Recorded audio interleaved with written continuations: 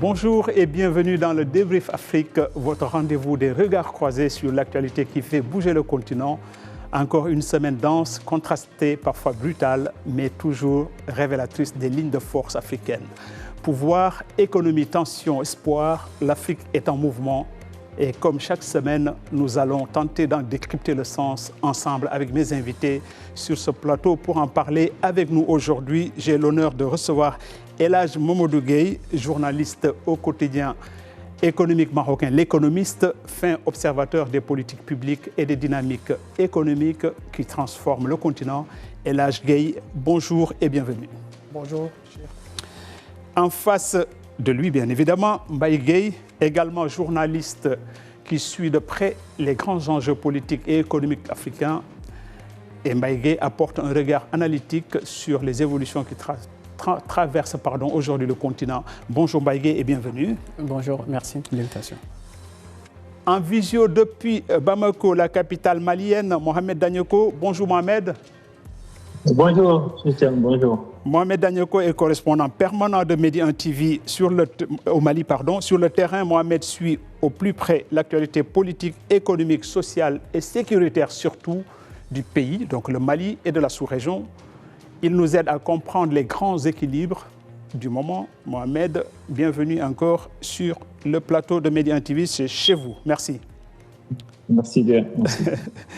On commence tout de suite avec la géopolitique et l'économie mondiale, parce que je pense que c'est l'actualité du jour, et puis de la semaine, même des semaines, je vais dire. C'est dans un contexte de tensions internationales croissantes. Certains experts alertent sur les conséquences pour l'Afrique. D'ailleurs, c'est l'économiste et ancien haut responsable des Nations Unies, Carlos Lopez, qui estime que, je le cite, parce que c'est lui qui parle des tensions, il nous dit que les tensions actuelles reflètent un monde où les grandes puissances s'éloignent de plus en plus des mécanismes multilatéraux traditionnels, ce qui pourrait accentuer, selon lui, l'incertitude économique et géopolitique pour les pays africains déjà confrontés à des contraintes budgétaires et à un coût élevé du capital. Mohamed Danyoko, je me tourne vers vous. J'ai besoin de savoir justement d'abord votre lecture de cette citation, parce que selon Carlos Lopez, cette évolution pourrait accentuer l'incertitude économique et géopolitique pour les pays africains, donc dont le Mali forcément, qui sont déjà confrontés à un coût de capital très élevé. Qu'est-ce que vous en dites, Mohamed?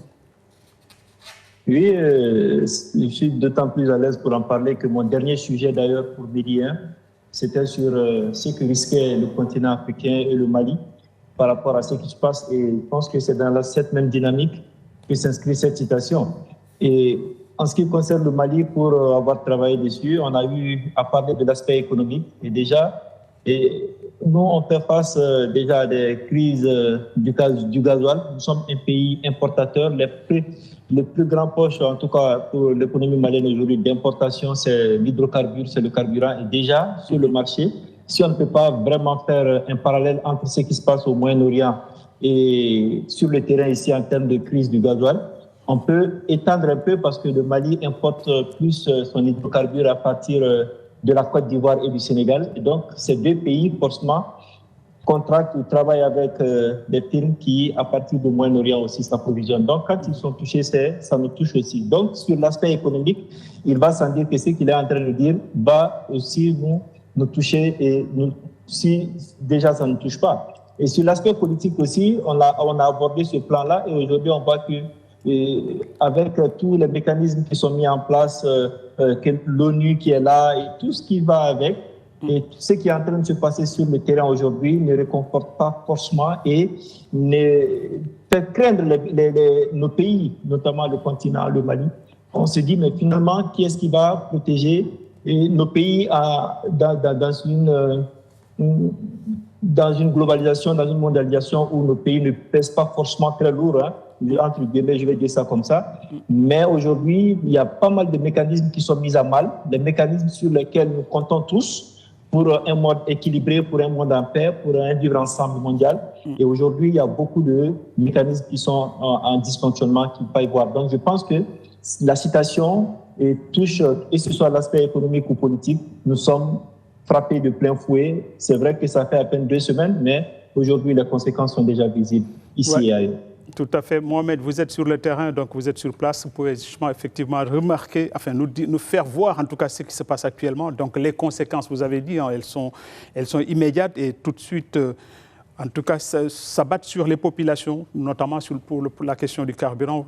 Justement, votre dernier papier pour Média TV, c'était autour de ça aussi, le carburant au Mali. Ça pose déjà problème. Et là, je me tourne vers vous pour voir, parce que Mohamed Danyoko parle quand même, enfin, son analyse porte surtout sur une certaine incertitude, en tout cas économique, de plus en plus marquée sur le continent africain. Est-ce que c'est la même perception que vous avez ou est-ce que déjà vous avez vu ça sur le terrain? Effectivement, c'est la même perception. Je pense que quand il y a des tensions mondiales qui touchent des pays, qui concernent des pays comme les États-Unis, la première puissance mondiale, forcément il y a des conséquences sur des pays beaucoup plus petits. Des répercussions. Sur des pays africains aussi.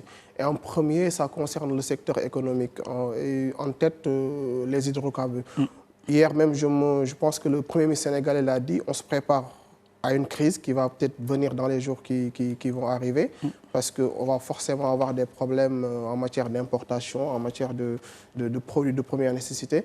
Et c'est le cas de, je pense, tous les pays aujourd'hui africains qui sont dans ce système-là où ils importent beaucoup de produits de première nécessité ou bien de matières premières et qui ont besoin de ces matières premières-là pour fonctionner. Donc je rejoins l'analyse de M. Danyoko. Et sur le plan politique aussi, j'ai juste une lecture, c'est-à-dire que quand il y a des tensions comme ça, nos pays ont des problèmes pour s'aligner. Aujourd'hui, le Sénégal, par exemple, est un pays qui a dénoncé les attaques contre l'Iran. Et peut-être ça peut avoir des conséquences par rapport aux partenaires qu'on a au niveau mondial. Donc c'est des crises quand même qui ne sont pas faciles pour les pays africains, même si ce ne sont pas des pays qui les provoquent. Mais je pense qu'il y a des conséquences quand même lourdes qu'on pourrait subir sans être vraiment des acteurs. En clair, on peut être éclaboussé, donc bousculé par ce qui se passe ailleurs, même si ça ne nous concerne pas directement. Baïgué, c'est la même lecture que vous avez? Oui, tout à fait, dans la mesure où, en fait, à chaque fois qu'il y a une tension au niveau international, surtout quand celle-ci implique les grandes puissances, le continent retient son souffle. Parce qu'en fait, nous sommes touchés, nos économies sont touchées de plein fouet par les répercussions. Parce qu'elles dépendent strictement de l'international, en fait. Tout à fait. Dans la mesure où, en fait, il faut le dire, en fait, nos États n'ont pas de marge de manœuvre dans leur budget. Ils ne peuvent pas, par exemple, imprimer assez de billets et ils n'ont pas aussi cette latitude pour pouvoir s'endetter. Et je rejoins, en fait, ce que disait El Hadji Gueye tout à l'heure. Actuellement, en fait, on navigue un peu à flou parce qu'on ne sait pas, en fait, comment on va se positionner, qui va soutenir ici, et ceci pourrait avoir bien sûr des répercussions sur le plan économique et notamment géopolitique. D'accord, très bien. En tout cas, ça pose le débat de l'incertitude, en tout cas l'incertitude qui s'abat sur nos pays, parce que simplement, vous avez dit, vous l'avez rappelé, ils dépendent tellement de l'international, des autres puissances pour vivre de manière générale. Quand je dis vivre, c'est plutôt pour tout ce qui est d'abord carburant, tout ce qui est énergie, tout ce qui est aussi investissement, etc. Donc le problème qui se passe là ou ailleurs nous touche forcément. Et justement, est-ce qu'aujourd'hui, et là je parlais de Premier ministre sénégalais qui déjà avertissait, en tout cas qui mettait en garde les Sénégalais que ça va être dur. Est-ce qu'aujourd'hui on peut mesurer tout de suite, en tout cas par anticipation, les conséquences qui peuvent s'abattre sur nous au-delà du carburant qui est visible? Bien sûr, parce qu'en fait, il ne faut pas oublier qu'actuellement, le Sénégal, parce que je vais prendre l'exemple du Sénégal, le Sénégal en fait, traverse en fait, une période assez compliquée, dans la mesure où en fait, actuellement, on a du mal en fait, à trouver en fait, des financements avec FMI. Ça fait plusieurs mois que le Sénégal court derrière un financement auprès de FMI, même si actuellement ils doivent régulariser en fait, une partie de l'eurobond qu'ils avaient contracté en 2018, je pense. Donc en fin mars, bien sûr, en fait, je suis tout à fait d'accord dans la mesure où en fait, ces conséquences-là en fait, peuvent avoir des répercussions sur la vie économique du Sénégal. Mohamed Danyoko, vous disiez tout à l'heure que justement le Mali dépendait aussi dépendait, c'est une façon de parler, c'est-à-dire que le Mali aussi fait venir son carburant ou ses provisions de manière générale des ports de Dakar ou d'Abidjan, voire de Lomé. Est-ce que aussi aujourd'hui ce conflit impacte ce côté logistique sur lequel le Mali repose pour justement pour en tout cas se ravitailler sur le marché international? Et dans l'immédiat, on va dire non, parce que dans l'immédiat, on va dire non. Mais ce que Ousmane Sonko a dit, ça nous concerne aussi, parce que quand Sonko dit hier en conférence de presse que la crise va venir, et si ça vient au Sénégal, ça va toucher aussi les autres ports qui nous ravitaillent. Donc, naturellement, nous, ça va nous toucher, parce que sur les 54 pays de l'Union africaine, il y a 34, je crois, qui dépendent exclusivement, qui importent, et le Mali en fait partie. Et si ces pays à travers lesquels nous importons sont touchés, et donc naturellement nous allons être touchés. Mais dans l'immédiat, ce n'est pas le cas. Et sur l'autre aspect où je voulais apporter un truc, c'est qu'aujourd'hui, le Mali est en train de jouer un peu à l'équilibriste entre la position états-unienne et l'Iran, parce qu'on sait qu'au mois de février, on a accueilli ici le chef du département des affaires africaines, Mick Jecker, qui est venu rencontrer les autorités à Bamako. Et au même moment, les États-Unis ont fait un effort, ils ont levé des sanctions sur des hauts gradés maliens, dont l'actuel ministre de la Défense, le général de corps d'armée, Sadio Camara, ce qui n'est pas rien, ce qui en tout cas dénote d'un certain réchauffement dans les rapports. Mais au même moment, le Premier ministre, qui est le général de division Abdoulaye Maïga, est allé à l'ambassade iranienne pour aller présenter ses condoléances suite à la mort du guide Ali Khamenei. Donc aujourd'hui, le Mali n'a pas fait de communiqué officiel pour s'aligner par rapport à tout ce qui se passe. C'est des partenaires avec lesquels le Mali veut composer certainement avec les deux. Donc on se garde, mais on continue à réchauffer les relations de part et d'autre. Et je pense que cet équilibrisme-là, ça a réussi au Mali jusqu'à présent, parce que il n'y a pas de position, en tout cas, tranchée par rapport à ce qui se passe au Moyen-Orient. Ouais, vous nous passez, on a le mot juste, justement pour la transition, vous parlez d'équilibrisme, nous parlons de jongler, on va jongler avec le foot, qui est aussi une conséquence de cette guerre aussi. Parce que après, à propos de la prochaine Coupe du Monde aussi, le directeur des opérations de la FIFA, Heimo Chirji, qui rappelle l'esprit de la compétition, parce que l'Iran était déjà sur le coup de sanctions. Il disait que la Coupe du Monde est un événement trop gros et nous espérons que tous les qualifiés pourront y participer. Il faisait allusion justement à l'Iran. Et maintenant, c'est clair, parce que l'Iran, les nouvelles autorités, en tout cas, ont décidé que l'Iran ne fera pas partie de cette Coupe du Monde. Donc, l'Iran se désiste à 2 mois de la compétition. Est-ce que c'est tout de suite encore, on va dire, c'est une conséquence immédiate de ce conflit, Mohamed? Non, bien naturellement, parce qu'il y a ce que lui, il espère. Il y a ce que lui, il espère et il y a ce qui est possible sur le terrain. Aujourd'hui, quand on regarde les tensions, les conflits, les tensions que cela crée à quelques mois de la Coupe du Monde, c'est vrai que ce n'est pas forcément évident et les discours sont assez musclés de part et d'autre. Et dans cette situation, une équipe se déplacer à aller jouer. Il y a la crainte légitime certainement du côté iranien de voir l'équipe prise à mal. Et il y a eu aussi entre-temps des déclarations de Donald Trump, minimisant le fait que même si l'Iran ne participait pas, donc l'un mis dans l'autre, ça ne facilite pas, n'est-ce pas? Et la participation, quand on sait que le football, c'est quand même, c'est fédérateur, ça doit amener la cohésion, mais aujourd'hui, alors que c'est vrai que le conflit a commencé, mais quand est-ce que ça va finir, dans quelles conditions ça va finir, on ne le sait pas. Peut-être que s'il y a des accords bien signés et bien ficelés avant cette période, ça peut très vite revenir à la normale, parce que ça, ce sont des déclarations du moment, mais on sait que les choses vont très vite. Si on a un dénouement assez rapide de la situation avant juin, certainement que l'équipe pourra participer avec des accords. Donc, ça peut vraiment évoluer, mais sur l'instant, je pense qu'il a raison. L'espoir, c'est que toutes les équipes qualifiées puissent participer, parce que c'est quand même des équipes qui ont charbonné dur pour pouvoir se qualifier, et ce n'est pas rien. Alors, y participer, ce serait vraiment un bonheur pour le football mondial. Absolument, un vrai bonheur, d'autant plus que l'Iran a une belle équipe aussi, quoi. Et El Hadj Gueye qui aime par ailleurs le football. El Hadj, est-ce que au-delà aussi de l'Iran qui se désiste finalement, est-ce que aussi il y a la question des supporters, parce qu'il n'y a pas que l'équipe iranienne. Donc les Iraniens ne pourront pas y aller, peut-être d'autres nationalités aussi. Est-ce que cette Coupe du Monde-là, ou on va dire ces Coupes du Monde, parce que ça se joue quand même sur trois pays, est-ce que ça pose aussi un problème d'événementiel, que ça devait faire, justement, parce que dès lors qu'on pose des conditions d'accès pour les uns et pas pour les autres? Déjà bien avant le conflit, je pense que on a soulevé ce problème-là parce que les conditions qui ont été exigées par les Américains pour être sur le territoire et suivre la Coupe du Monde ont été très drastiques, pour les supporters surtout. Le coût des billets, on l'a dénoncé, le coût d'un visa pour aller aux États-Unis. Tout ça, ce sont déjà des conditions qui ont été très, très, très difficiles à supporter. Maintenant, si on ajoute à cela un conflit et tout ce qu'il y a comme risque pour une équipe comme l'Iran, je pense que ça risque d'être compliqué pour cette équipe-là d'aller participer à la Coupe du Monde. Et ce que Mohamed disait tout à l'heure, moi je le rejoins dans ça. L'Iran a décroché sa qualification sur le terrain et mérite d'y être. Les supporters iraniens méritent aussi de faire la Coupe du Monde.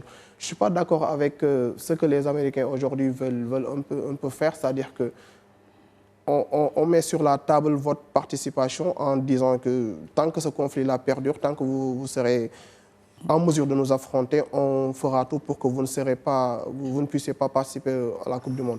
C'est un peu injuste. C'est un peu injuste, surtout que ce peuple-là traverse quand même des difficultés.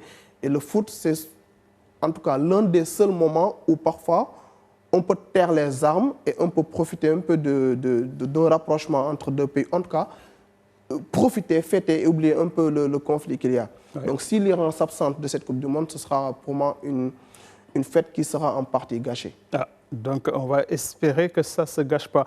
Maintenant, on va aller en Guinée, pour laisser tomber le football et sortir de ce conflit, un pays membre de l'Alliance des États du Sahel. Mohamed, ça vous intéresse ça? Où le Premier ministre Amadou Ouriba met l'accent sur l'investissement dans l'éducation et la recherche. Pour lui, Amadou Ouriba, je le cite, investir dans le capital humain, inviter les chercheurs africains et d'autres continents à venir apporter leur contribution à la formation de nos jeunes, parlant des Guinéens, c'est le processus de construction d'une nouvelle élite que nous sommes en train d'engager.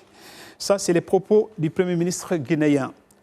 Mohamed Danioko, le Premier ministre, dit oui, il nous faut faire venir des chercheurs africains.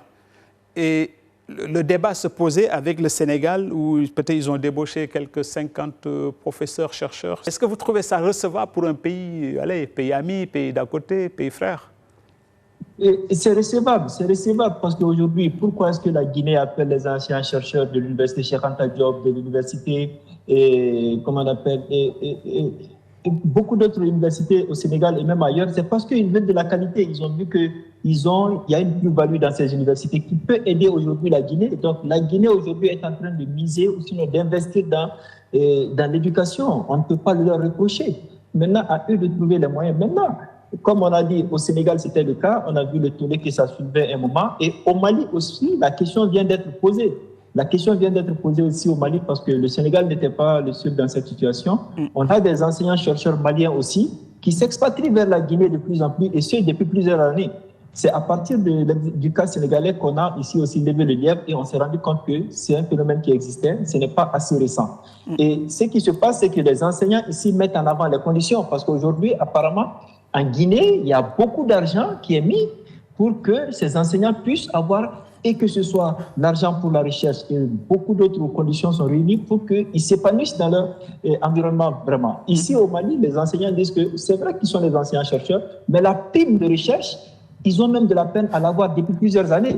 Et quand on regarde les salaires qui sont proposés en Guinée, c'est sans aucune mesure avec ce qui leur est proposé ici sur place. C'est vrai que c'est des enseignants, mais ils ont besoin de certaines conditions de travail et surtout pour la recherche. Parce que qui dit enseignant-chercheur a besoin de financement pour faire des recherches et en Guinée, ça leur est garanti. Là où au Mali encore, ils ont de la peine à toucher ces primes-là. Et donc, ils ne s'épanouissent pas professionnellement dans ce qu'ils font. Donc, aujourd'hui, on ne peut pas reprocher à la Guinée de faire la politique qu'elle mène et à nos États aussi, et de faire des efforts pour que les enseignants restent. Et ça, on sait, le remède est tout trouvé, on sait de quoi souffre l'éducation. Tout à fait. En tout cas, j'ai compris que c'est au plus offrant finalement. C'est au plus offrant, ce n'est pas une fuite des cerveaux, comme disent les Sénégalais. Donc, ils ne fuient pas, ils vont chercher mieux, non? Bien sûr. Bien sûr, bien sûr. Dans la mesure où, par exemple, en fait, le gouvernement guinéen a un contrat avec sa population, c'est-à-dire en fait de les éduquer en les trouvant en fait les meilleurs enseignants. De les former, bien sûr. Voilà, de les former en les trouvant les meilleurs enseignants. Maintenant, en fait, parce qu'il faut un peu contextualiser, cette intervention en fait survient suite à la sortie du ministre de l'Enseignement supérieur sénégalais, parce qu'il y avait 59 enseignants-chercheurs qui avaient été recrutés, mais ces enseignants avaient été recrutés suite à un appel d'offres. Donc, en fait, suite à cet appel d'offres-là, mais la plupart de ces enseignants étaient des vacataires. Maintenant, comme l'a souligné Mohamed, donc, vous ne pouvez pas être vacataire dans... Vacataire comme vacataire. Au Sénégal, exactement. Au Sénégal. Okay. Exactement. Donc, ils étaient vacataires. Maintenant, vu que vous étiez vacataire, et si on vous propose un meilleur salaire, en fait, avec des conditions, forcément, vous y allez. D'autant plus qu'en fait, c'est un pays frère. Et aussi, voilà, c'est l'Afrique qui y gagne. C'est au plus offrant. C'est au plus offrant. Donc, on va s'en tenir à ça. Toujours mais en Guinée, sur le terrain encore politique cette fois-ci, c'est le ministre de l'administration du territoire et de la décentralisation, Ibrahim Khalil Condé, qui annonce une décision forte cette fois-ci, qui dit que il parle de la dissolution des partis politiques, entraîne la perte immédiate de la personnalité morale et du statut juridique des formations politiques concernées. C'est une mesure qui s'inscrit quand même dans la recomposition actuelle du paysage politique guinéen. El Hadj Gueye, je voudrais avoir votre réaction par rapport à ça. J'étais très optimiste après les élections qui ont eu lieu en Guinée, en me disant tout simplement qu'avec Doumbia... J'aime pas trop les verbes conjugués au passé. Oui, avec Doumbia, forcément, il y aura une ouverture démocratique, parce qu'on avait insisté là-dessus lors d'une émission précédente, en disant que dans ce mandat-là, il doit vraiment consolider la démocratie guinéenne. Et là, je me rends compte qu'il y a quand même des pas en arrière qui sont en train d'être opérés. Peut-être pas aussi, ça peut être juste une affaire de mettre de l'ordre aussi, parce que quand même, quand on considère 300 partis politiques dans nos pays... quand on prend, dans ce groupe-là, il y a quand même les 3 partis les plus importants qui sont aujourd'hui quand même dans l'histoire politique guinéenne, des partis historiques, des partis de référence. Quand on essaie de les éliminer comme de cette sorte-là, ça pose problème. Je suis d'accord pour qu'il y ait de l'ordre, parce que même le fait qu'il y ait des partis pléthoriques partout en Afrique, ça ne joue pas en faveur de la démocratie. Absolument, oui. Il faut qu'une démocratie soit encadrée, il faut que les gens quand même puissent avoir le choix, mais des choix assez restreints parfois pour qu'on puisse comprendre leur discours, surtout. Déjà, parce que s'il y a 300 partis, les discours seront inaudibles. Absolument. Mais s'il y en a quand même une dizaine, une vingtaine, ça peut être déjà une bonne base.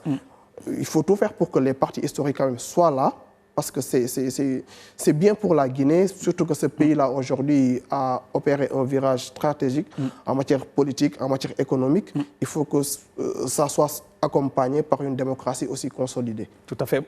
Mohamed Danyoko, j'imagine que vous n'avez pas la même analyse que El Hadj Gueye. Vous estimez que peut-être, il faut mettre de l'ordre, quoi, non? Bon, j'aurais compris s'il avait fait ça avant les élections. La transition a eu le temps d'organiser les partis politiques. Donc, mettre l'ordre et aller à des élections avec un certain nombre de partis réduits, avec des conditions qui avaient été acceptées par tous, on l'aurait bien compris. Et c'est aujourd'hui d'ailleurs la situation au sein de l'Alliance des États du Sahel, où il n'y a pratiquement plus de partis politiques, que ce soit au Niger, au Mali, au Burkina Faso. Les partis n'existent plus. Et l'argument, c'est qu'il faut organiser l'aspect politique, justement combattre cet effet pléthorique de partis où on a 300 et quelques partis pour amener à un nombre acceptable et ensuite aller aux élections. Mais dans le cas guinéen, on va aux élections, c'est fini, où on doit attaquer les chantiers avec les acteurs politiques, bien entendu, parce qu'ils sont indispensables à toute vie politique, à la vie de la nation. C'est en ce moment qu'on choisit pour les dissoudre. Et quelle est la finalité recherchée? Ça, moi, franchement, j'ai eu du mal à comprendre la décision. Et je me dis qu'aujourd'hui, déjà que Doumbia est installé avec un mandat, parce qu'il est issu d'élections, il va s'acheminer certainement vers un deuxième mandat. Quel sera en tout cas le mécanisme qui vont être mis en place par rapport à ces partis? Ils sont pratiquement aujourd'hui à la merci du régime, quoi. Moi, c'est comme ça que j'analyse la chose, parce que je me dis qu'ils ont eu assez de temps pour organiser les partis avant d'aller aux élections. Mais à peine après les élections, faire ça, ça pose beaucoup de questions. Ouais, Mbaye, c'est la même lecture, je suppose, ou non? Oui. Mais en fait, moi, ce qui m'interpelle, c'est que le 25 février, il y a eu un arrêté ministériel qui incitait les partis à se régulariser. En Guinée? En Guinée. Oui. Et donc, 10 jours après, il y a un autre arrêté qui sort, comme quoi les partis qui n'étaient pas en règle, alors que ces partis avaient jusqu'au 26 mai pour se régulariser. Et ce 26 mai aussi coïncide avec la date des élections législatives et sénatoriales. Moi, je me dis, pourquoi cette précipitation? Ouais. Très bonne question. Je n'ai pas de réponse, moi aussi. Bon, de toute façon, autre combat, c'est celui de l'autonomisation économique des femmes. Cette fois-ci, c'est à côté, c'est en Côte d'Ivoire qu'on va aller, où la première dame Dominique Ouattara rappelle l'esprit du fonds qu'elle a lancé pour soutenir les femmes entrepreneurs. Ça, c'est du concret cette fois-ci. Elle nous dit que la justice économique constitue la première étape vers l'émancipation durable des femmes. C'est dans cet esprit que j'ai initié en 2012, avec le soutien du président de la République, le fonds d'appui aux femmes de Côte d'Ivoire. C'est un message qui place l'accès aux ressources économiques au cœur de l'égalité. N'est-ce pas, Mohamed? Oui, bien entendu. Je pense que c'est une belle politique parce qu'aujourd'hui, ce qui se passe chez nous, c'est que la propriété des terres et autres, ça revient le plus souvent aux hommes. Alors que quand on regarde de plus près dans nos campagnes et ailleurs, ceux qui travaillent le plus la terre, en tout cas, ce sont les femmes. Et moi, dans cette même dynamique de ce que la première dame Dominique Ouattara a dit, et c'est vrai que ce que j'ai apprécié, dans la même dynamique, c'est que Ousmane Sonko, je me souviens lors de la célébration du 8 mars au sein de la primature au Sénégal. Vous parlez du Premier ministre sénégalais, c'est ça, Ousmane Sonko? Le Premier ministre sénégalais, il a fait une déclaration qui, moi, m'a tellement réjoui parce qu'il disait qu'au sein de la primature, ils ont identifié un espace où ils vont faire une crèche. Et cette crèche-là va permettre aux femmes qui travaillent au sein de la primature et même aux alentours de la primature d'amener les enfants sur place parce que ça leur permettait aussi d'être très productifs. Et ça, aujourd'hui, je pense que c'est des choses qu'on ne voit pas. Et pour dire qu'aujourd'hui, l'autonomisation de la femme passe par beaucoup de choses. L'accès à la terre en fait partie. Et cette initiative du Premier ministre sénégalais Ousmane Sonko en fait partie. Et aujourd'hui, il est noté carrément que la force économique de nos pays en grande partie repose sur les femmes. Alors, faire en sorte que ces femmes aient plus de chances dans la même dynamique, dans la même droite ligne du 8 mars, faire en sorte qu'elles aient plus de droits, qu'elles aient plus accès à la terre, qu'elles aient plus d'opportunités. Je pense que ça ne peut faire qu'avancer nos États, d'accord? Ça ne peut faire qu'avancer nos États en termes d'équilibre, en termes d'épanouissement, parce que voilà. Donc, je pense qu'aujourd'hui, ce que Dominique Ouattara dit, et elle le fait déjà, c'est bien. Et beaucoup d'autres premières dames s'investissent aussi dans ces chantiers-là. Et comme je l'ai dit, je retiens surtout ce qu'Ousmane Sonko a dit, parce que moi, j'en ai pratiquement fait un article sur ça, parce que j'ai incité les populations ou même les dirigeants maliens à s'en inspirer, parce que je pense qu'aujourd'hui, chaque département, chaque administration mérite que les femmes puissent être en l'aise dans leur lieu de travail parce qu'à côté, elles savent que les enfants ne sont pas très loin. Elles n'ont pas ce souci de savoir les enfants éloignés et qu'elles peuvent les voir chaque 2 heures, chaque 3 heures. Ça les rend plus productifs, ça les épanouit dans leur travail et je pense que ça, c'est bénéfique pour toute administration. Tout à fait, Mohamed, c'est bien expliqué. Vous avez dit l'accès aux ressources économiques, c'est ça la bataille, le cœur de la bataille, quoi, au fait, finalement. Est-ce qu'aujourd'hui, Mbaye, je me tourne vers vous, est-ce qu'au-delà de ce que, des fonds qu'on peut poser, les premières dames, de manière générale, le fonds, en général, crée des fonds ou des ONG à la limite, quoi, pour venir en aide. Est-ce que d'autres femmes s'organisent par ailleurs sur le continent pour pouvoir se sortir carrément d'elles-mêmes de ces situations-là? Parce que quand même, c'est des situations aussi qu'on vit depuis des générations et des générations. Pourquoi ça ne pourrait pas changer aujourd'hui avec toute la possibilité qui est donnée aux femmes africaines de manière générale, qui sont formées aujourd'hui comme les hommes, qui sont diplômées comme les hommes? Pourquoi encore aujourd'hui ce problème-là d'accès à l'indépendance économique se pose encore sur le continent? Mais en fait, pour moi, en fait, la réponse elle est simple parce que quelque part, en fait, il y a un manque de volonté. En fait, volonté politique, bien évidemment. Volonté politique, tout à fait. Parce qu'en fait, actuellement, au Sénégal, on a essayé de l'instaurer avec, je ne vais pas faire l'historique, Maître Abdoulaye Wade, l'ancien président de la République, qui a instauré la parité. Maintenant, actuellement, on a vu que les femmes ont les capacités en fait requises pour occuper certains postes. Donc, il faudrait que nos dirigeants mettent en place des politiques publiques pour les permettre de les accompagner et aussi mettre les moyens qu'il faut. Parce qu'actuellement, on voit que les femmes, on fait la promotion des femmes, certes, pour ce 8 mars, même si je pense qu'en fait, le mois, elle ne suffit pas, en fait, parce qu'il faut promouvoir la femme, il faut les accompagner. Sur toute l'année, quoi. Bah, bien sûr, sur toute l'année. Bon, mais juste, en fait, pour terminer, il faudrait que, encore une fois, que nos autorités mettent en place des politiques publiques assez fortes pour pouvoir aider les femmes à aller de l'avant. Et là, au-delà du symbolique, bon, 8 mars, c'est très symbolique, hein, c'est une date, quoi, c'est symbolique, mais au-delà du symbolique, quel est aujourd'hui le combat auquel peut-être devraient faire face, en tout cas les femmes devraient confronter pour justement prendre leur place, quoi, comme le souhaite Madame Ouattara? Déjà, si on regarde globalement sur le continent, il y a eu beaucoup d'avancées en matière d'éducation comparé aux années antérieures. Aujourd'hui, même dans les politiques publiques, quand même, on les inclut de plus en plus. Mais il y a un autre aspect que j'aimerais souligner, au-delà de ce qu'a dit Mohamed et ce qu'a dit Guy. Donc, il faut par exemple que les institutions de financement aussi participent à cet élan-là. Parce qu'on a des banques, on a des institutions de microfinance. Ces institutions-là ont les capacités d'accompagner les femmes. Et il y a une statistique que j'avais vue récemment qui montre qu'aujourd'hui, par exemple, si un homme part dans une banque, par exemple, pour demander un prêt bancaire pour un projet, il a plus de chances de l'avoir que la femme. Il faut que ce genre de choses, par exemple, change. Il faut qu'on fasse plus confiance. Mais ça, c'est dû à quel fait? C'est parce que c'est un homme ou c'est parce qu'il a une situation professionnelle qui lui permet? Historiquement, nos sociétés sont bâties comme ça. On est des sociétés assez patriarcales. On fait plus confiance à l'homme comme chef de famille, comme capable de diriger qu'à la femme. Il faut que cette mentalité-là change, qu'on comprenne que les femmes pèsent dans l'économie, pèsent dans les secteurs aujourd'hui des services, par exemple, où elles sont nombreuses. Et ce sont des personnes aujourd'hui capables de gérer. Et il y a une autre statistique qui montre, par exemple, que les femmes sont de meilleures clientes au niveau bancaire que les hommes. C'est-à-dire qu'elles payent plus leur crédit et respectent plus les échéances que les hommes. Donc, quand on a ce genre de chiffres-là, il faut quand même mettre en place des mesures qu'il faut pour les accompagner un peu plus. C'est seulement comme ça qu'on peut combler ce gap-là qu'il y a entre les hommes et les femmes sur le plan économique.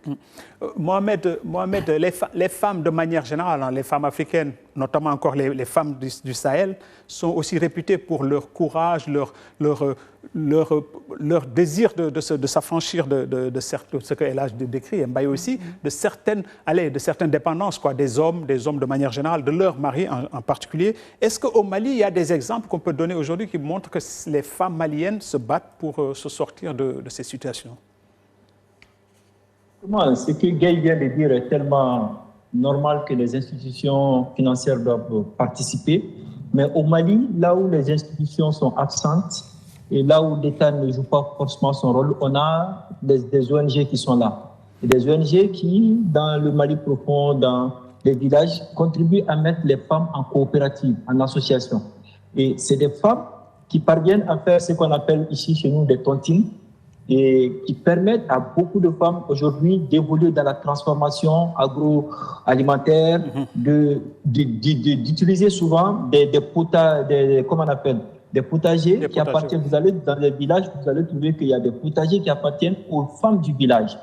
Et c'est des mécanismes qui sont, n'est-ce pas, aujourd'hui développés, parce que la réalité, c'est qu'elles doivent être accompagnées. Mais à défaut de cet accompagnement, il y a aujourd'hui ces initiatives-là qui naissent, où des femmes se mettent en coopérative, travaillent, l'argent récolté sert à tour de rôle il y a une qui prend et qui développe son business à côté. Et donc, ça permet aujourd'hui à ces femmes-là de plus en plus d'acquérir même des terres. Parce qu'aujourd'hui, avec tout ce qui se passe, avec toutes les sensibilisations qu'il y a eu dans les villages, les chefs de village qui auparavant étaient réfractaires au fait qu'une femme puisse posséder son propre lopin de terre, ce n'est plus le cas. Et donc, aujourd'hui, contre espèces sonnantes et trébuchantes, et ces mêmes chefs-là, aujourd'hui, cèdent les lopins de terre à ces femmes. Et je pense que ces mécanismes qui sont développés par ces femmes avec l'aide des ONG leur permettent aujourd'hui d'avoir une certaine entrée d'argent qui leur permettent derrière d'acquérir des terrains qu'elles exploitent à leur propre frais. Et donc, quand elles exploitent ces terrains, tout ce qu'elles récoltent leur revient et permet aussi à développer et à scolariser même des enfants. Souvent, on a vu dans des familles, dans des villages, des femmes qui sont pratiquement chefs de famille, parce que le chef de famille n'étant pas là à cause de la crise ou même tué dans des situations assez compliquées souvent, ce sont les femmes qui prennent la relève parce que derrière, elles ont pu développer cette résilience et avoir des fonds et investir et pour venir en soutien. Donc, je pense qu'il y a des initiatives comme ça qui méritent aussi d'être encouragées, mais cela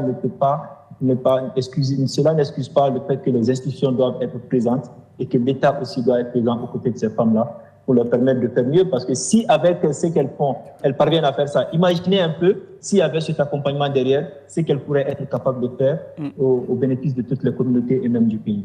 Absolument. En tout cas, c'est des exemples très précis et puis qui montrent qu'effectivement, c'est possible. Mbaye Gueye, ça vous inspire quoi? Oui, juste en fait, pour conforter en fait ce que Mohamed a dit tout à l'heure, parce qu'en fait, nos femmes, en fait, il faut le dire, en fait, et je pense, moi personnellement... Les femmes africaines. Les femmes africaines, bien sûr. Les femmes africaines d'une manière générale, excusez-moi, parce que pour ma défense, je suis un grand défenseur de la cause féminine, hein, pour ne pas me faire attaquer. Bon, je pense que les femmes actuellement, surtout dans nos pays, par exemple, si on prend l'exemple du Sénégal, et notamment en fait le Mali, les femmes s'organisent en fait, surtout dans le secteur informel. Donc elles s'organisent en fait, elles organisent des tontines et elles essaient en fait... Tontine, c'est une sorte d'épargne. Exactement. Une sorte de cotisation de groupe, voilà. Et puis qui permet à tour de rôle de récupérer la cagnotte. Exactement, exactement. Et maintenant, une fois en fait, qu'elle organise ces tontines, elles peuvent mettre en place, par exemple, des unités de transformation, pour avoir en fait, des produits dérivés, les revendre, pour s'entretenir elles-mêmes et entretenir leur famille, comme l'a dit Mohamed, parce qu'il y a beaucoup de femmes, en fait. Il y a beaucoup de femmes qui sont à la fois mères et pères de famille à la fois. Oui, sur le continent, tout à fait. Exactement. Encore femme, père et mère de famille. J'en ai trouvé une autre aussi qui est franco-camerounaise cette fois-ci. On en parle aussi. C'est dans la santé cette fois-ci, plus précisément dans la santé mentale, encore qui vise souvent plus les femmes que les hommes. Pour Marie-Alix de Putter, c'est la fondatrice et présidente de Blue Mind Foundation, le message est simple pour elle, la santé mentale, c'est la santé. Point barre. C'est une manière de rappeler que le bien-être psychologique doit être considéré comme une priorité de santé publique. El Hadj Gueye, est-ce que justement ça parle seulement aux femmes, cette histoire de santé mentale encore, ou plus en tout cas aux femmes? Ça parle à tout le monde. Mais plus aux femmes encore? Plus aux femmes, ça parle à tout le monde parce que je pense que, surtout dans les pays africains, je pense que... C'est la charge mentale? On néglige cet aspect de la santé. Pour nous, la santé, c'est physique d'abord. Donc, tant qu'on est bien physiquement, qu'on ne montre pas de signes de faiblesse, on pense qu'on est en bonne santé. Et l'histoire nous montre que parfois, on voit des personnes bien portantes physiquement, mais qui sont malades à l'intérieur parce qu'on ne considère pas vraiment la santé mentale comme une partie intégrante de la santé. Et je pense qu'elle a tout à fait raison. La première santé qu'il faut avoir, c'est au niveau psychologique. Si on est psychologiquement, mentalement en santé, ça peut vraiment être la base pour avoir une santé globale. Et elle a parfaitement raison. Et aujourd'hui, je pense que dans les pays africains, dans les politiques de santé, on doit vraiment considérer la santé mentale comme la base. Parce qu'on a vu des épisodes quand même où des personnes bien importantes, par exemple, commettent des crimes ou des choses qui sont très déplorables. Et on se pose tous la question, quand est-ce que cette personne a craqué pour en arriver là? Ouais, tout à fait. Donc forcément, elle était mentalement déstabilisée, instable, et on n'a pas su le soigner au bon moment. Donc, on n'a pas pu anticiper. Anticiper, exactement. Mohamed, est-ce que la santé mentale aussi est une question qui se pose au Mali, dans la région aussi de manière générale? Parce que, simplement, comme dit Marie-Alix de Putter, il dit que la santé mentale, c'est la santé. Est-ce qu'on dit ça au Mali? Oui, parce que de plus en plus, la question de dépression n'est plus tabou. À un moment pas très lointain, quand on parlait de dépression, on disait entre guillemets encore, c'est une maladie du blanc. Un Africain avec les conditions que nous vivons, comment tu peux en faire là? C'était vraiment, on ne prenait pas le sujet au sérieux. Et je me souviens encore que quand nous allions à l'université, il y avait une matière, une filière qui s'appelait psychologie. Et les camarades qui optaient pour la filière psychologie, on se disait, mais toi, qu'est-ce que tu vas faire à la sortie de l'université? Parce qu'ici, on n'a pas besoin de psychologue. Hein? Tu vas chômer. Tu vas faire quoi avec la psychologie? Et parce que l'idée derrière, c'est pourquoi est-ce qu'on disait ça? Parce que nous avons des sociétés, en tout cas au Mali et puis un peu dans la région, formées de familles, d'entourage, où il y a toujours quelqu'un de l'entourage, que ce soit le frère, l'ami.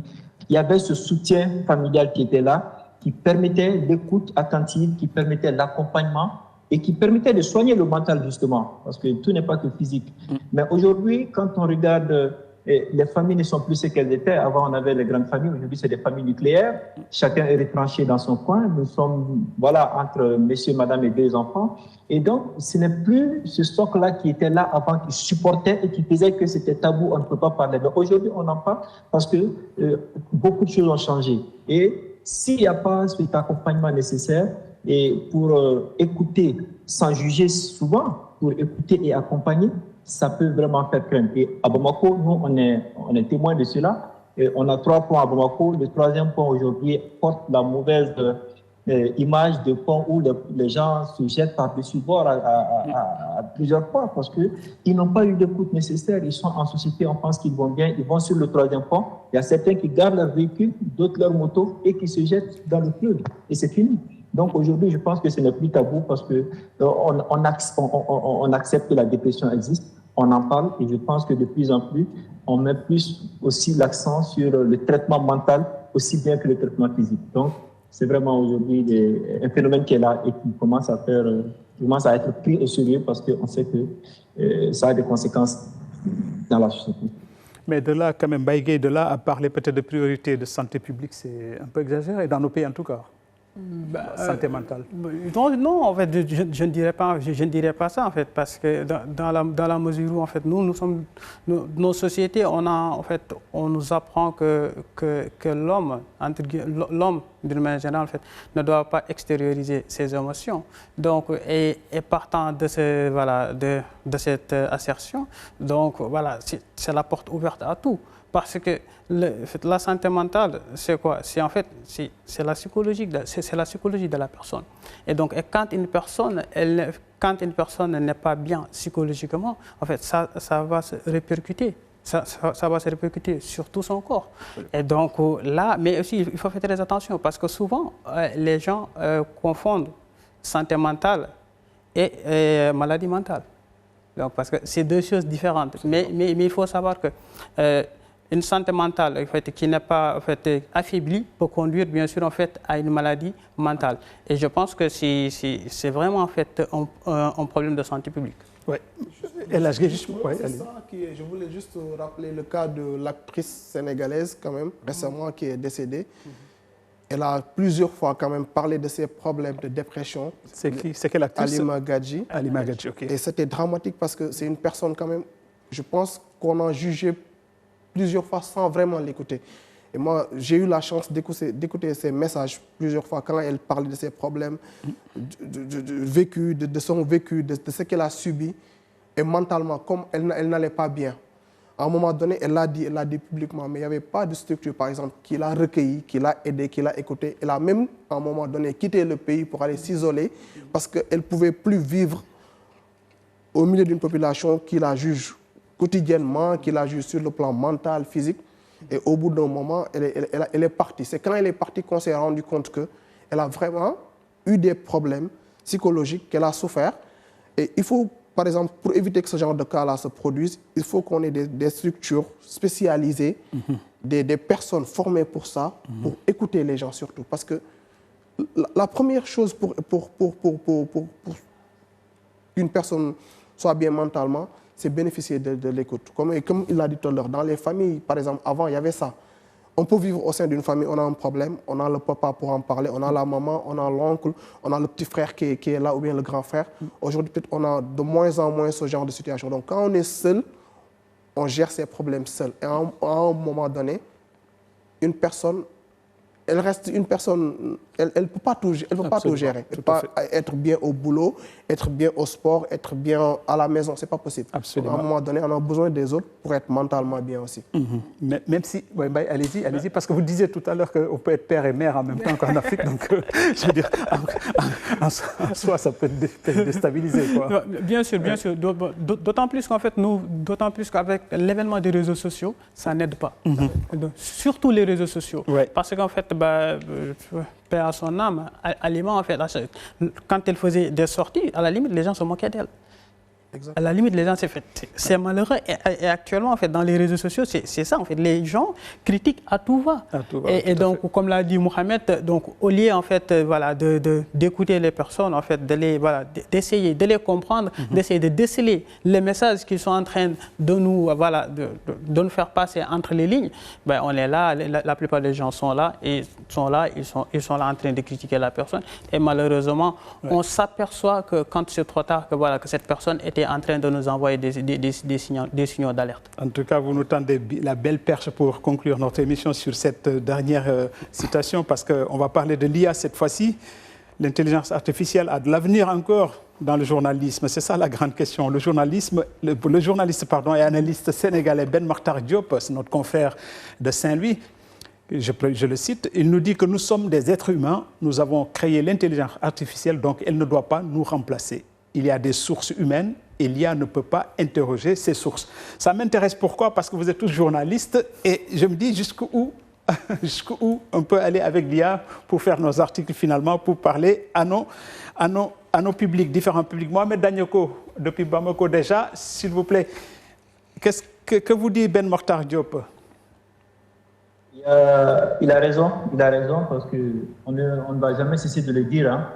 Le journaliste, quand il écrit, quand il transmet son message par écrit, par radio ou télé, les émotions qu'il y met, ce n'est pas ce que l'IA peut lui apporter. L'IA ne peut pas apporter ça. C'est pourquoi très souvent on dit aux gens, même après avoir fait recours à l'IA, il faut humaniser le texte. Il faut humaniser le texte. Ça veut dire ce que ça veut dire, parce que ce que nous apportons, la machine ne peut pas l'apporter. Et ce qu'il a dit, il y a des sources que nous pouvons interroger, que l'IA ne peut pas interroger. Et quand récemment, je prends un exemple, le dernier papier que j'ai fait, il m'a fallu me déplacer, aller rencontrer des experts et qui sont à Bamako, qui vivent la situation et qui me parlent de la situation, de telle sorte que quand je transmets ce message, ça parle aux Maliens parce que c'est des personnes en chair et en os qui vivent cette situation. Et ça, si je l'avais demandé à une machine, à l'IA, on allait me sortir un truc caricatural que tout le monde peut reprendre dans tous les pays. Et ça, il n'y aura pas cette âme-là derrière le papier que je vais transmettre. Et donc, je pense que l'intelligence artificielle, comme on l'a dit, fait partie de l'évolution de notre ère.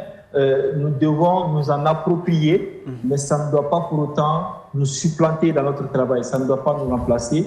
Et je pense qu'en ce sens-là, ce qu'il dit est tout à fait vrai. Et à nous, journalistes, de savoir en faire bon usage et de continuer à faire ce qu'on sait toujours faire, à recueillir, à recouper et à traiter nos informations pour donner cette information qui puisse toujours capter. Moi, en tout cas, pour ma part, je pense qu'un papier fait à l'IA ou un papier fait par un journaliste à travers ses recherches, je préfère très loin ce qui a été fait par les personnes, parce que c'est ce qui me parle. C'est ce qui me parle. Il y a de l'âme, il y a de la vie dedans. Et c'est vivant, c'est captivant, c'est attrayant. Quand c'est fait par l'humain, rien ne peut valoir cela, je pense.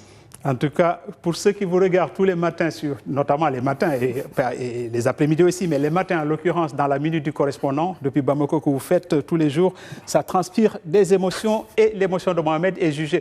Mohamed, merci beaucoup d'avoir été avec nous. Je vous remercie encore pour votre participation et votre contribution aux analyses que nous voulions apporter à nos auditeurs. Merci beaucoup et Juma Moboroka, Inch'Allah. Merci. Merci aux confrères sur le plateau. Merci.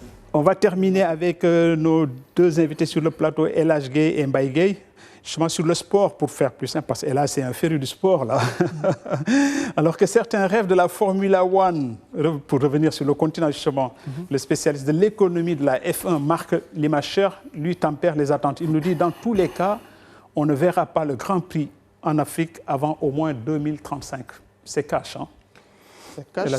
C'est brutal, mais c'est comme ça, parce que la Formule 1, c'est un domaine quand même où il faut beaucoup de choses pour que ça marche. Il faut un financement quand même qui est très, très, très important.